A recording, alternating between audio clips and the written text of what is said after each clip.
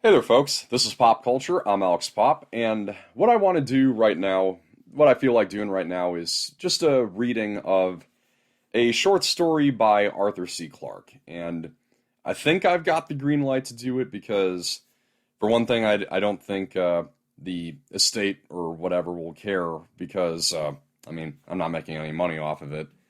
And, um, and also because, as I understand it, at least some of Clark's works are public domain. I think all the ones before 1964. That's my understanding, because they were legally published in the U.S. before then, and copyright was never renewed for those that were published before 1964. And so the story that I want to read today is one he wrote in 1962, and I just kind of felt the urge to do this because, largely just because of today.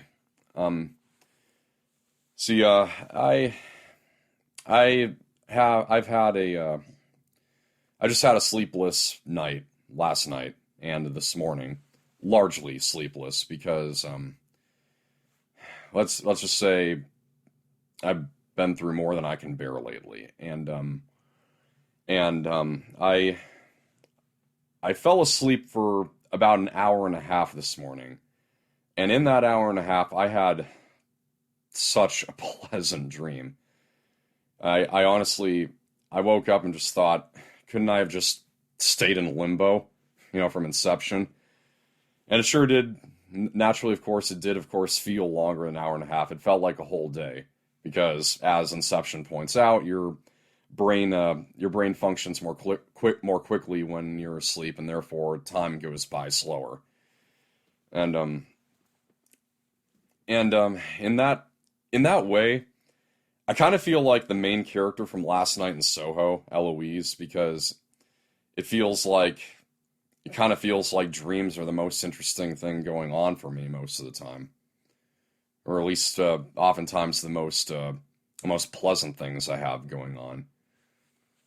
And when I wake up, you know that feeling when you kind of want to just make yourself fall asleep again in hopes that you'll just pick up to where that dream left off.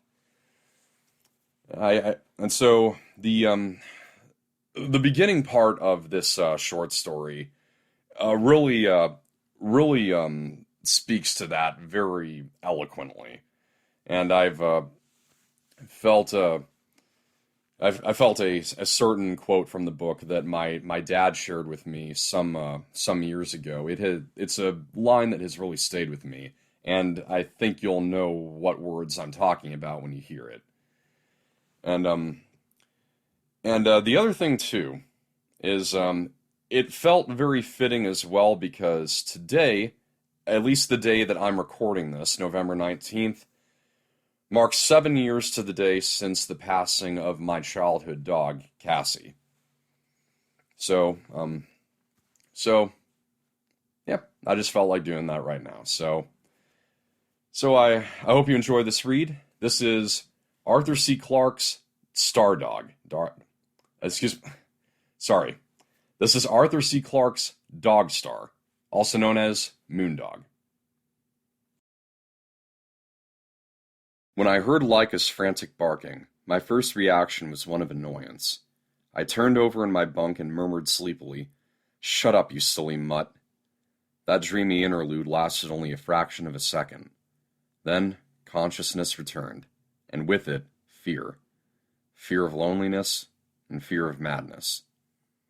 For a moment I dared not open my eyes. I was afraid of what I might see. Reason told me that no dog had ever set foot upon this world, that Laika was separated from me by 250,000 miles of space, and far more irrevocably, 5 years of time. "You've been dreaming," I told myself angrily. "Stop being a fool. Open your eyes. You won't see anything except the glow of the wall paint." That was right, of course. The tiny cabin was empty, the door tightly closed. I was alone with my memories, overwhelmed by the transcendental sadness that often comes when some bright dream fades into drab reality. The sense of loss was so desolating that I longed to return to sleep. It was well that I failed to do so, for at that moment sleep would have been death. But I did not know this for another 5 seconds, and during that eternity I was back on Earth, seeking what comfort I could from the past.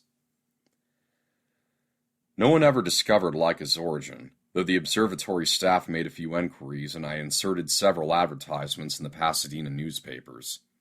I found her, a lost and lonely ball of fluff, huddled by the roadside one summer evening when I was driving up to Palomar.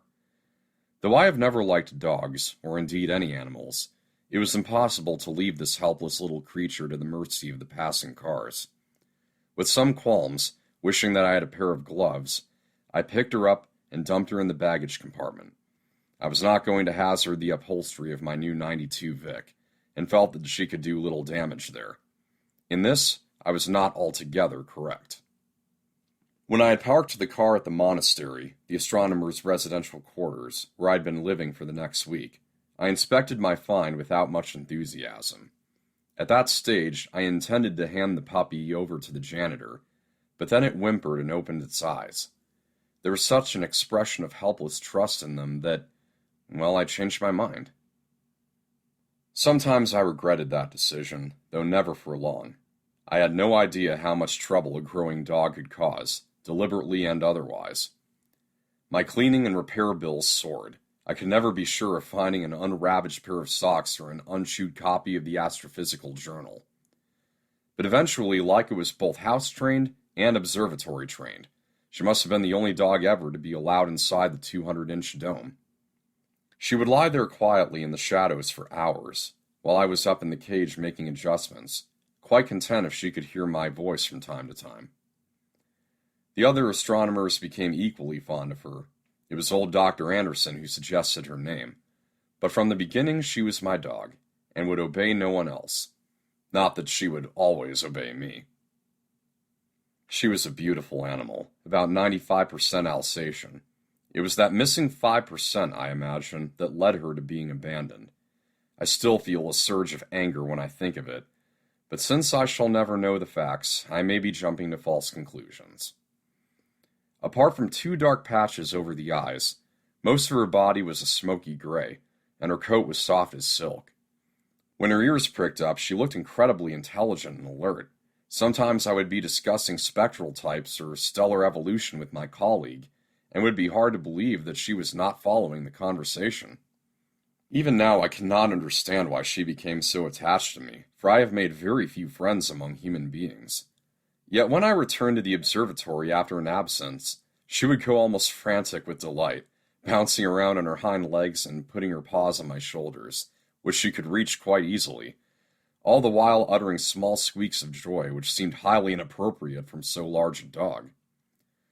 I hated to leave her for more than a few days at a time, and though I could not take her with me on overseas trips, she accompanied me on most of my shorter journeys.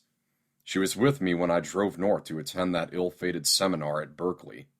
We were staying with university acquaintances. They had been polite about it, but obviously did not look forward to having a monster in the house. However, I assured them that Laika never gave the slightest trouble, and rather reluctantly they let her sleep in the living room. "You needn't worry about burglars tonight," I said. "We don't have any in Berkeley," they answered rather coldly.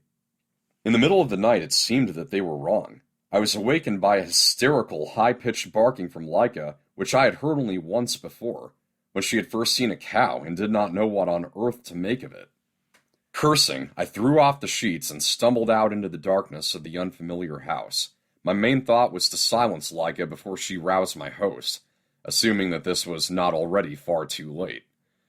If there had been an intruder, he would certainly have taken flight by now. Indeed, I rather hoped that he had. For a moment I stood beside the switch at the top of the stairs, wondering whether to throw it. Then I growled, "Shut up, Laika," and flooded the place with light. She was scratching frantically at the door, pausing from time to time to give that hysterical yelp.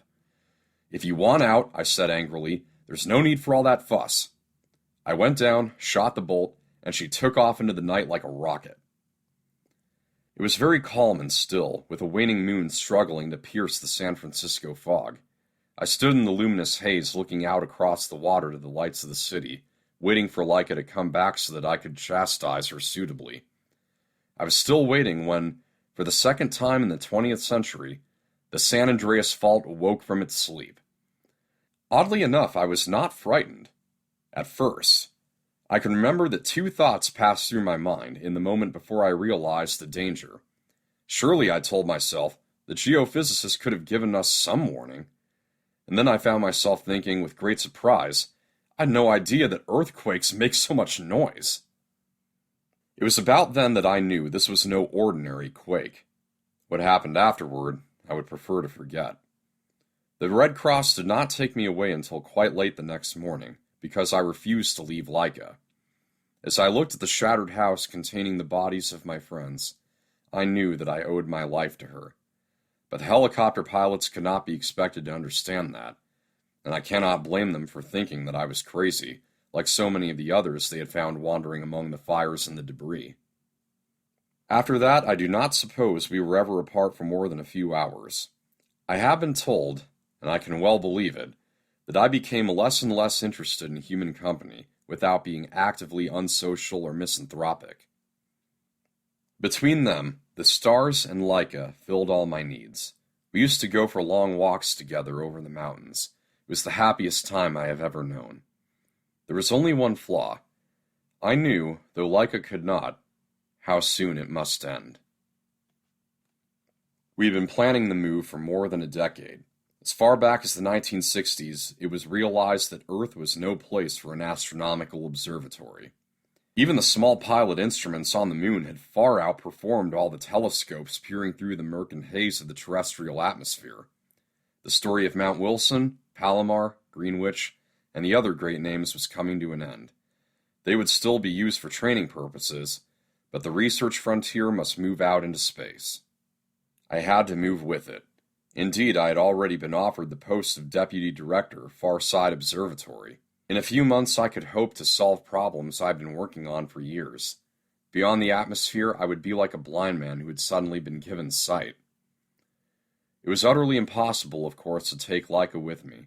The only animals on the moon were those needed for experimental purposes. Might be another generation before pets were allowed, and even then it would cost a fortune to carry them there, and to keep them alive. Providing Laika with her usual 2 pounds of meat a day would, I calculated, take several times my quite comfortable salary. The choice was simple and straightforward. I could stay on Earth and abandon my career, or I could go to the moon and abandon Laika. After all, she was only a dog. In a dozen years she would be dead, while I should be reaching the peak of my profession. No sane man would have hesitated over the matter, yet I did hesitate. And if by now you do not understand why, no further words of mine can help. In the end, I let matters go by default. Up to the very week I was due to leave, I had still made no plans for Laika. When Dr. Anderson volunteered to look after her, I accepted numbly, with scarcely a word of thanks.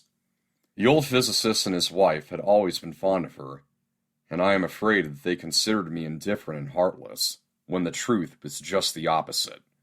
We went for one more walk together over the hills, then I delivered her silently to the Andersons, and did not see her again. Takeoff was delayed almost 24 hours, until a major flare storm had cleared the Earth's orbit. Even so, the Van Allen belts were still so active that we had to make our exit through the North Polar Gap. It was a miserable flight. Apart from the usual trouble with weightlessness, we were all groggy with anti-radiation drugs.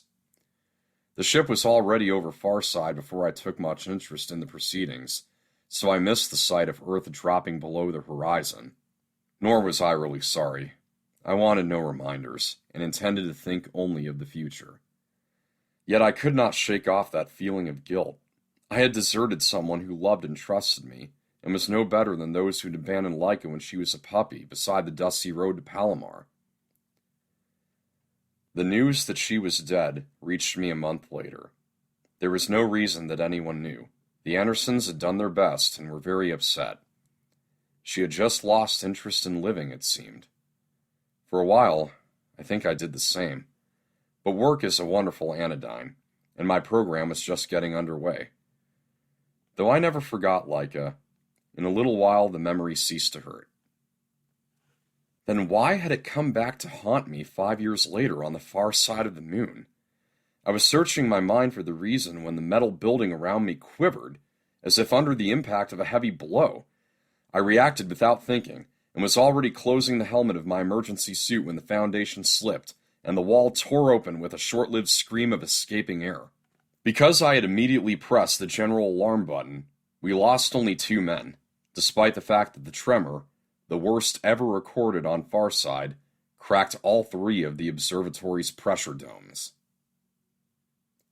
It is hardly necessary for me to say that I do not believe in the supernatural. Everything that happened has a perfectly rational explanation, obvious to any man with the slightest knowledge of psychology.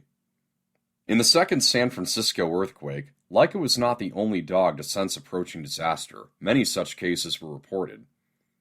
And on Farside, my own memories must have given me that heightened awareness when my never-sleeping subconscious detected the first faint vibrations from within the moon. The human mind has strange and labyrinthine ways of going about its business. It knew the signal that would almost swiftly rouse me to the knowledge of danger. There is nothing more to it than that, though in a sense one could say that Leica woke me on both occasions. There is no mystery about it, no miraculous warning across the gulf that neither man nor dog can ever bridge.